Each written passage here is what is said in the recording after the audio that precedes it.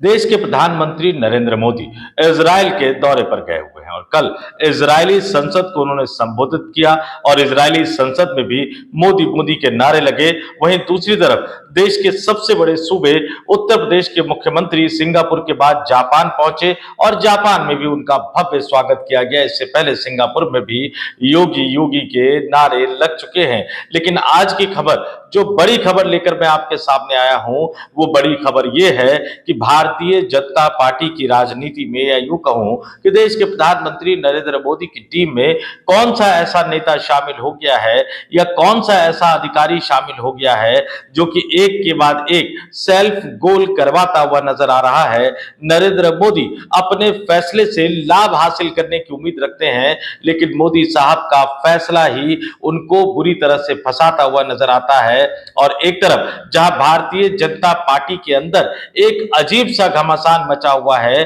वहीं दूसरी तरफ विपक्ष के दो बड़े नेताओं ने, एक नेता तो लगातार नरेंद्र मोदी को घेरते हुए नजर आ रहे हैं, वहीं विपक्ष के दो बड़े नेताओं ने नरेंद्र मोदी और अमित शाह के सेल्फ गोल को पकड़ लिया और उन्होंने इसको इतना बड़ा मुद्दा बना दिया कि आने वाले दिनों में अब भारतीय जनता पार्टी को एक बड़ी चुनावी हार मिलने की आशंका पैदा हो गई है। तो ये बड़ी खबर लेकर मैं आपके सामने आया हूं, जिसमें एक एक करके मैं तमाम तथ्यों को आपके सामने रखूंगा। लेकिन आज की इस बड़ी स्टोरी की शुरुआत करने से पहले आपसे एक अपील, आपसे एक आग्रह भी करना चाहूंगा। अगर आपने अभी तक हमारे इस YouTube मंच को सब्सक्राइब नहीं किया है तो आगे बढ़िए, युग चरण YouTube प्लेटफॉर्म को सब्सक्राइब कीजिए, हमारे वीडियो देखिए, वीडियो पसंद आए तो ही लाइक कीजिए, शेयर कीजिए, दो चार लोगों तक इसको बढ़ा दीजिए और कमेंट करके हमें अपने विचारों से अवगत जरूर कराइए और युग चरण YouTube प्लेटफॉर्म को सब्सक्राइब करना मत भूलिएगा। अब आते हैं आज की बड़ी खबर पर।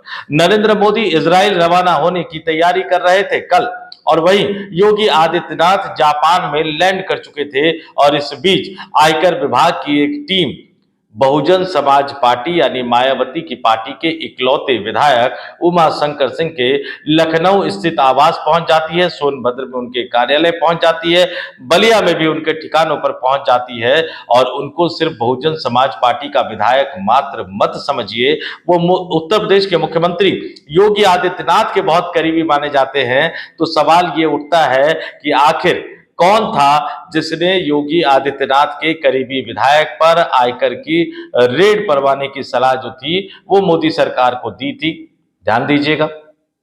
उत्तर प्रदेश में इस तरह का छापा इनकम टैक्स विभाग द्वारा मारना, ये बिना अमित शाह और नरेंद्र मोदी की सहमति के तो कतई नहीं हो सकता। और अभी हम इंतजार ही कर रहे थे, बल्कि आयकर विभाग का बयान भी औपचारिक नहीं आया था कि अचानक भारतीय जनता पार्टी के विधायक, उत्तर प्रदेश की सरकार में मंत्री दिनेश प्रताप सिंह रायबरेली से आते हैं, वो मैदान में उतर गए और उन्होंने आयकर विभाग के छापे को लेकर, उमाशंकर सिंह की तबीयत को लेकर जिस तरह का एक भावनात्मक पोस्ट किया और उसके बाद तमाम मीडिया समूहों को, टीवी चैनल्स को जो इंटरव्यू दिया, उसमें नरेंद्र मोदी के खिलाफ इशारों इशारों में एक बड़ी बात कहते हुए नजर आए कि तबीयत खराब है उमाशंकर सिंह की, कौन सा ऐसा संवेदनहीन राजनेता है। वो यहां तक कहते हुए नजर आए कि भैया मैं राजनीति छोड़ दूंगा, अपनी बेटी को नहीं छोड़ सकता। बहुत सारी बातें वो कहते हुए नजर आए और उसने एक बार फिर से उस पुराने विवाद को हवा दे दी कि भैया गुजराती लॉबी और गोरखपुर की लॉबी के बीच में एक बड़ी दिलचस्प लड़ाई, नहीं तो कोई वजह नहीं थी कि आयकर विभाग योगी आदित्यनाथ के करीबी विधायक के ठिकानों पर छापा मारता, वो भी तब जब उनकी तबीयत बहुत ज्यादा खराब है पिछले लंबे अरसे से, और वो भी तब जब उत्तर प्रदेश के मुख्यमंत्री योगी आदित्यनाथ, उत्तर प्रदेश तो छोड़िए देश में ही नहीं है, जापान में लैंड कर चुके थे। उसके कुछ घंटे बाद इस तरह के छापे को मारना, ये अपने आप में बताता है कि भैया योगी बनाम मोदी की जो लड़ाई है, उस लड़ाई में तथ्य तो है और अब वो लड़ाई जमीनी धरातल पर उतर चुकी है, क्योंकि विदेश की धरती पर जाकर योगी योगी के नारे लगवा कर योगी आदित्यनाथ ने प्रधानमंत्री पद पर अपनी दावेदारी तो जता ही दी है, जिसको गुजराती लॉबी यानी नरेंद्र मोदी और अमित शाह कतई बर्दाश्त करने को तैयार नहीं है। तो आयकर विभाग का ये छापा एक बहुत बड़ी गलती मानी जा रही है मोदी सरकार की। लेकिन इससे कुछ दिन पहले ही मोदी कैबिनेट ने एक और बड़ी गलती कर दी, जिसका ढिंढोरा जोर शोर से पीटा गया। लेकिन जैसे ही उस गलती को ममता बनर्जी ने पकड़ लिया, बीजेपी के होश उड़ गए। और इससे पहले योगी वर्सेस मोदी की लड़ाई, आयकर विभाग का छापा, वो गलती अखिलेश यादव ने भी पकड़ ली और बड़ा ही कटाक्ष करते हुए अखिलेश यादव ने कल बयान दिया कि भैया अगर एक व्यक्ति जो है वो जापान न जाते, यानी योगी आदित्यनाथ, तो उमा शंकर सिंह के यहाँ छापा नहीं पड़ता। यानी वो सीधे सीधे योगी बनाम मोदी की लड़ाई को बताते हुए नजर आए। कुछ दिन पहले याद दिला देता हूं आपको, यूनियन कैबिनेट ने, यानी देश के प्रधानमंत्री नरेंद्र मोदी की अध्यक्षता में हुई बैठक में केरल का नाम बदलकर केरलम करने के प्रस्ताव को मंजूरी दे दी गई। और अब राजनीति की थोड़ी सी समझ रखने वाला बच्चा भी आपको बता सकता है कि केरल में विधानसभा का चुनाव होना है और उससे कुछ दिन पहले, क्योंकि अब ज्यादा वक्त नहीं बचा है, कुछ दिनों बाद मार्च के महीने में ही चुनाव की तारीखों का ऐलान किया जाएगा। केरल विधानसभा समेत जो है 4 राज्यों की विधानसभा और 1 यूनियन टेरिटरी की विधानसभा। और उससे कुछ दिन पहले आप केरल का नाम बदल के केरलम कर देते हैं, उसके प्रस्ताव को मंजूरी दे देते हैं। और ये कहा जाता है कि बहुत लंबे समय से ये मांग थी, फिर संस्कृति, सांस्कृतिक नाम, इन तमाम चीजों की बातें कही जा रही थी। अब पता नहीं ये नाम बदलने का कितना फायदा भारतीय जनता पार्टी को केरल के आगामी विधानसभा चुनाव में मिलेगा, क्योंकि वहां 2 जो मुख्य ताकत जो है वो लेफ्ट फ्रंट है, जिनकी सरकार लगातार पिछले 2 बार से जीत रही है, 2016 में भी जीते, 2021 में भी जीते। और दूसरा फ्रंट कांग्रेस के नेतृत्व वाला फ्रंट है और कांग्रेस के सांसद वहां ज्यादा है। उसमें बीजेपी न 3 में आती है न 13 में आती है। लेकिन केरल को लेकर भारतीय जनता पार्टी की केंद्र की नरेंद्र मोदी सरकार ने एक बड़ा फैसला कर लिया, इस उम्मीद में कि केरल में फायदा होगा। और जैसा कि मैंने आपको कहा, केरल में फायदा होगा या नहीं होगा ये तो अभी नहीं कहा जा सकता, लेकिन पश्चिम बंगाल में सरकार फंस गई, बुरी तरह से पश्चिम बंगाल में फंस गई है। क्योंकि मैं याद दिला दूं, जैसा कि मैंने बताया आपको, 4 राज्य और 1 यूनियन टेरिटरी, पश्चिम बंगाल में भी विधानसभा चुनाव होना है, केरल में भी विधानसभा चुनाव होना है, असम में भी विधानसभा चुनाव होना है, तमिलनाडु में भी विधानसभा चुनाव होना है और पुडुचेरी में भी विधानसभा चुनाव होना है। तो जैसे ही चुनाव की बेला में केंद्र की नरेंद्र मोदी सरकार ने केरल का नाम बदलने का फैसला कर लिया, ये सोचते हुए कि चुनाव में फायदा होगा, तुरंत पश्चिम बंगाल के मुख्यमंत्री ममता बनर्जी ने इस मुद्दे को लपक लिया और उन्होंने केरल का नाम बदले जाने को लेकर केरल की जनता को बधाई तो दी, लेकिन इसके साथ ही देश के प्रधानमंत्री नरेंद्र मोदी को यह भी याद दिला दिया कि जिस तरह से उन्होंने केरल का नाम बदला, उसी तरह से पश्चिम बंगाल का नाम बदलकर बांग्ला करने की जो सिफारिश है, वो पश्चिम बंगाल सरकार की जो मांग है, ममता बनर्जी सरकार की जो मांग है, वो लंबे समय से अटकी हुई है। इतना ही नहीं, उसके बाद तृणमूल कांग्रेस ने पोस्ट किया और उसमें देश के प्रधानमंत्री नरेंद्र मोदी पर और अमित शाह पर और पूरी की पूरी भारतीय जनता पार्टी पर यह आरोप लगाया कि भैया ये बंगाल आकर बंगाल की सभ्यता, संस्कृति, रहन सहन, खान पान, भाषा, न जाने किस किस के हितैषी होने का दावा करते हैं, लेकिन पश्चिम बंगाल की सरकार का राज्य का नाम संस्कृति के हिसाब से बदलकर बांग्ला करने के प्रस्ताव पर कई वर्षों से केंद्र सरकार कुंडली जमा कर बैठी हुई है, सिर्फ इसलिए कि पश्चिम बंगाल ने केंद्र की मोदी सरकार यानी भारतीय जनता पार्टी के सामने झुकने से इनकार कर दिया। यानी सीधा सीधा वो आरोप लगा रहे हैं कि बंगाल, बंगाल की अस्मिता, बंगाल की सभ्यता, बंगाल की भाषा, बंगाल के साहित्य, बंगाल के इतिहास, बंगाल की संस्कृति से भारतीय जनता पार्टी का कोई लेना देना नहीं है। और जैसे ही ममता बनर्जी ने यह मुद्दा उठाया, भारतीय जनता पार्टी को सांप सूख गया।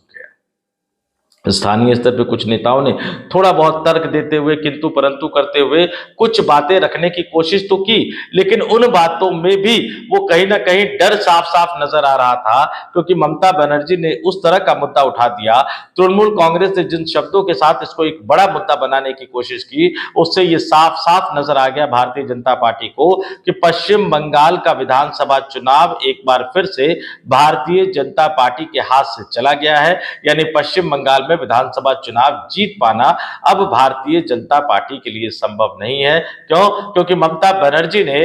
मोदी सरकार की गुगली में ही मोदी सरकार को ही फंसा दिया। और यही सवाल उठ रहे हैं कि चाहे उत्तर प्रदेश में बहुजन समाज पार्टी के इकलौते विधायक उमाशंकर सिंह के यहां छापा मारने का मामला हो या केरल का नाम बदलकर केरलम किए जाने का फैसला लिए जाने का मामला हो, मोदी सरकार एक के बाद एक सेल्फ गोल करती हुई नजर आ रही है और अखिलेश यादव और ममता बनर्जी ने इस मुद्दे को लपक लिया है। यहां तक कि जम्मू कश्मीर के मुख्यमंत्री नेशनल कॉन्फ्रेंस के नेता उमर अब्दुल्ला ने भी कहा कि भैया जब केरल का नाम बदला जा सकता है तो तृणमूल कांग्रेस या पश्चिम बंगाल की जो मुख्यमंत्री ममता बनर्जी पश्चिम बंगाल का नाम बदले जाने का जो अनुरोध कर रही है उसको आप क्यों नहीं मान रहे हो।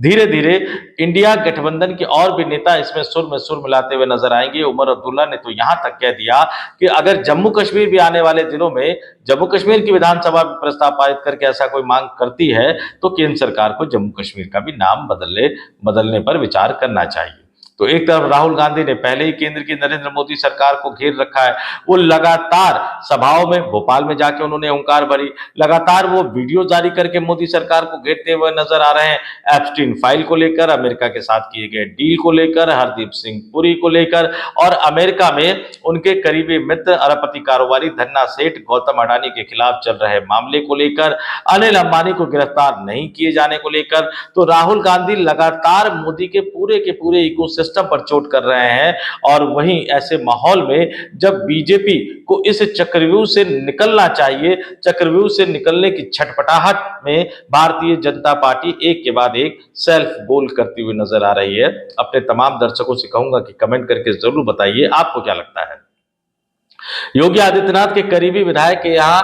इनकम टैक्स का छापा पड़वाने का फैसला किसका हो सकता है और केरल का नाम बदले जाने का फैसला करवाने में किसकी महत्वपूर्ण भूमिका है, और जिसने भी ये सलाह दी, जिसने भी ये फैसला करवाया, क्या उसने ये नहीं बताया देश के प्रधानमंत्री नरेंद्र मोदी को कि साहब एक पिटारा खुल जाएगा, पश्चिम बंगाल तो सामने ही है, उसके बाद भी कई अन्य राज्यों से इसी तरह की मांग आती हुई उठती हुई नजर आएगी। उन्होंने पता नहीं था उनको या जानबूझकर प्रधानमंत्री नरेंद्र मोदी को इस तरह का फीडबैक नहीं दिया गया।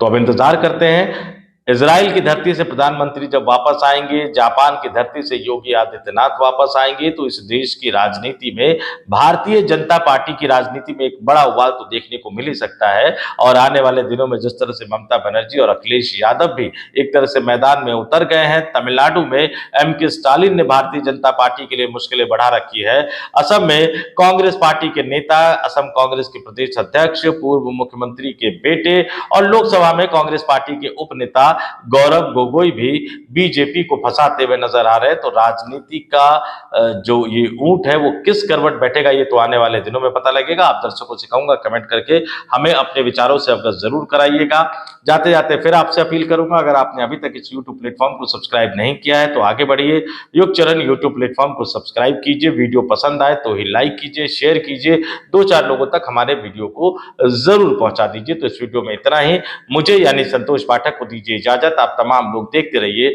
युग चरण यूट्यूब प्लेटफॉर्म। नमस्कार।